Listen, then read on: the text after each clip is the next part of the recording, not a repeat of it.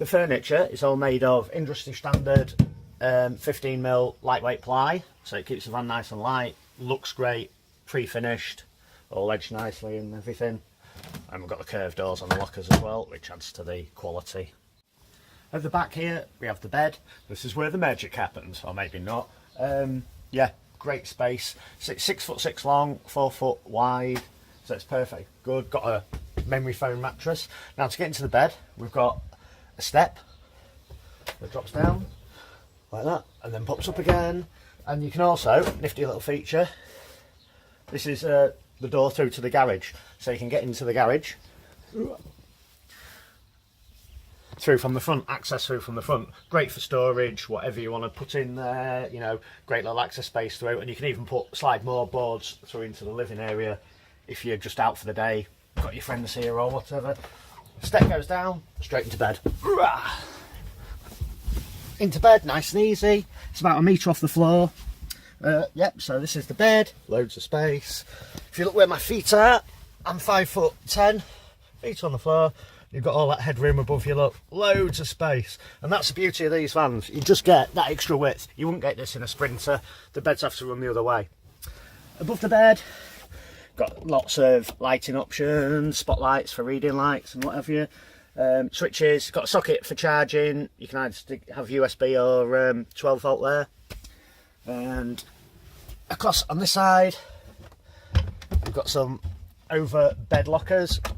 Above the bed, stack of boxes, and a skylight as well with a blind, make it nice and cosy up here. So yeah, that's the bed. Moving on to the kitchen. This is the kitchen area, larger than most in the panel van. You've actually got a 2 foot wide, 600 wide by 1.2 long, which is 4 foot long, so 2x4. Then there's a lift up flap up on the end, like so many have, apart from this one special because it finishes flush. Nice big solid space. You know, a lot of cheaper manufacturers just have a crappy little flap on the end. This one actually finishes flush, feels like part of the job. Then we move on to the drawer. Here's the drawer. Yeah, essential baby wipes that we always have in vans, us motorhome people. Then you've got the little cupboard with the bin, another door with a tea towel holder. There's a drop down shelf. When you haven't got the boards in, you have a drop down shelf, just gives you more space, more storage opportunities. Boards go in, shelf pops up, brilliant. Tea towel holder, yeah, more space. Moving on to the fridge. The fridge is a Thetford 1090 ace fridges, absolutely cracking fridges.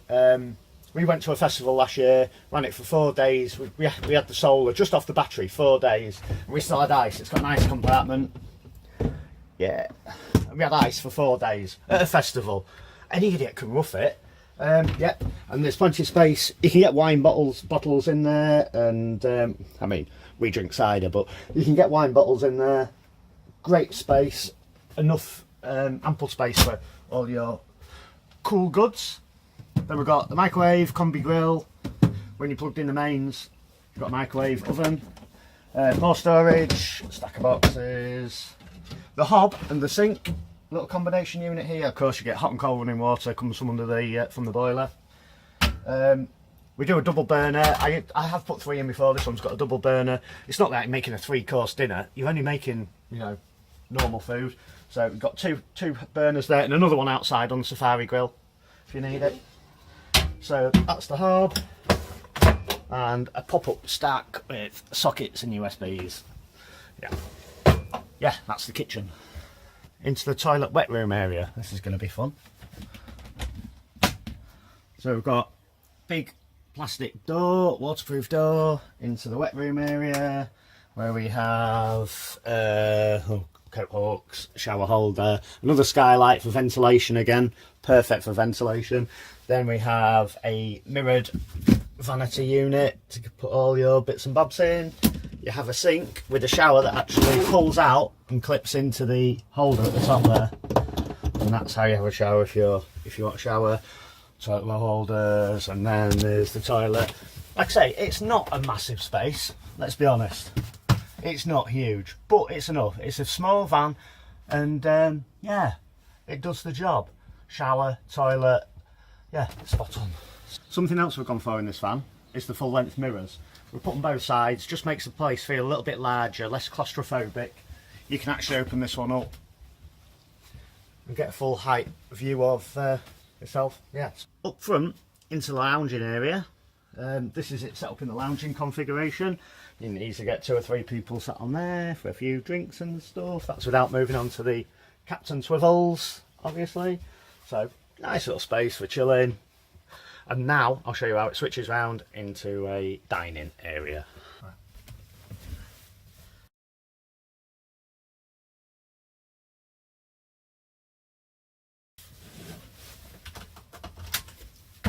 So this is it in dining area configuration.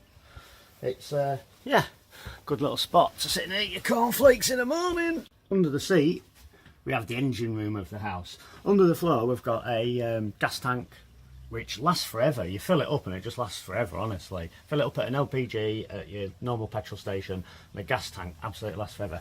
But yeah, and then we've got 2 water tanks under the floor. So there's a 66 which is the fresh water and a 50 for the waste. You believe it or not, you don't end up with as much waste as you do fresh. Yeah, that's the way it works. So yeah, we've got the boiler, the battery and the pumper all under here and all the blow air and everything. So that's where it all goes out from. Next up, control panels. This area controls all the bits around the van. So basically you've got your Sergeant controller.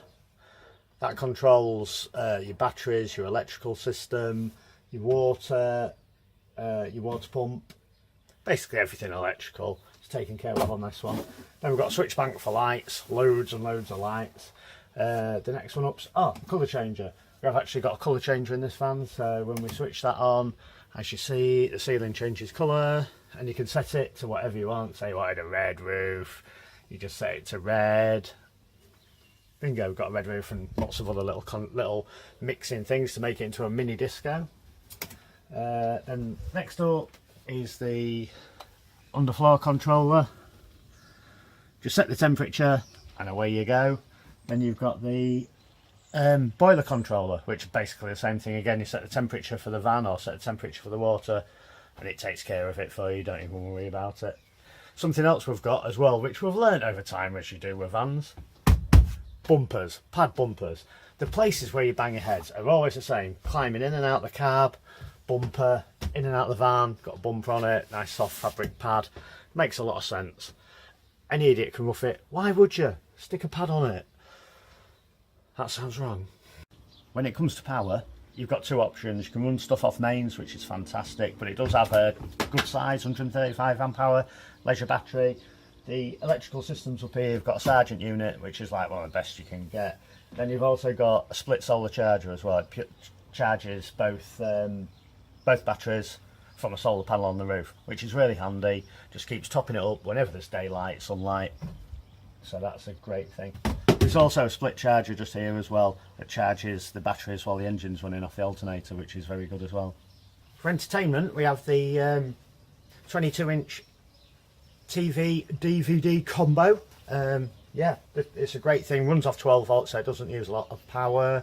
It's got stacks of inputs. You can actually record to USB, or it plays off USB, so you can just stick a memory stick in the back. We've got a fantastic aerial. We've got the Vision Plus aerial in there, directional. You point it in a direction, the light goes green, that means you've got a great signal. Fantastic system, that. Great for when you're in the middle of nowhere. It's also got, just over here, a connection there, HDMI connection. The HDMI connection means you can plug in laptops, tablets, Amazon Fire Sticks, whatever you want. You can plug it in there, play it on the telly. You're not fiddling around the back of the TV all the time to plug stuff in. Yeah, when it comes to the radio, up front, we have a 7-inch touchscreen stereo, which is absolutely brilliant. It's got DAB, it's got Bluetooth connectivity, you can plug your phone into it. You can actually plug a mixing system into it when we're at festivals and stuff. Switch the disco lights on, brilliant. But it's also got a second set of speakers and its own independent amplifier switched on and off just here, which means back here you can get it as loud as you want. Absolutely spot on. As far as safety is concerned, we have carbon monoxide detector, we have a smoke detector, and also a fire extinguisher by the door in case the unthinkable might happen. So, wind out awning.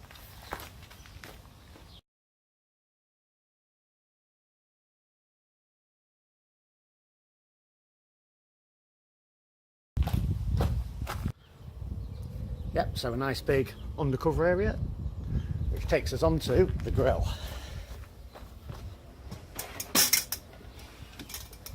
This is a safari grill. It comes with a whole stack of fittings, so you can boil a kettle on there. It's got hot plates, griddles, pans, lots of different options for outdoor cooking. There's also USB and some lighting, essential bottle opener. So this is the outside area. So you can plug your phones in, charge your phone while you're sat chilling and grilling. This is Beetroot the cat. He wanted to get in on the action. The monster, Beetroot the monster.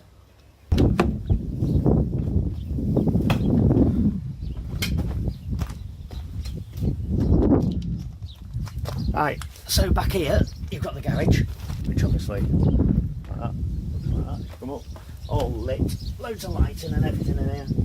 Right, on the area underneath the kitchen area, you can get 2 boards in just here, sails stacked up here, masts. You've got 2.6 in length just there. About well, where the sink and everything is, you've got about 800, so you can get slalom board in, no problem. Wave sails and freestyle just fit in wherever. You can actually open this. This is the garage door again from the front. You get a couple of extra boards through there, 2 or 3 in there, and loads of kit if you're taking your mates along or just out for the day. But we generally just have 2 boards, stack of sails, 2 bikes this side, and then other bits in between, your tables, your chairs, stuff like that. So you've got 1.8 across. It's 900 high. So you've got plenty of space in here and 4 foot deep. You have to pop the wheels out of the bikes, but this is a modern world we live in where we all have quick release wheels and stuff, so that's not even an issue, is it?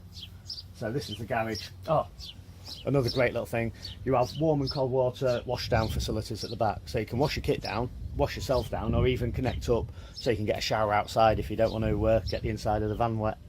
Yeah, in the garage as well we access the cassette toilet. Simply lift the lever, slide straight out, you just empty your bodily fluids, and then it slots straight back in again. No ugly door on the outside of the van, it's all kept neat and tidy in the back.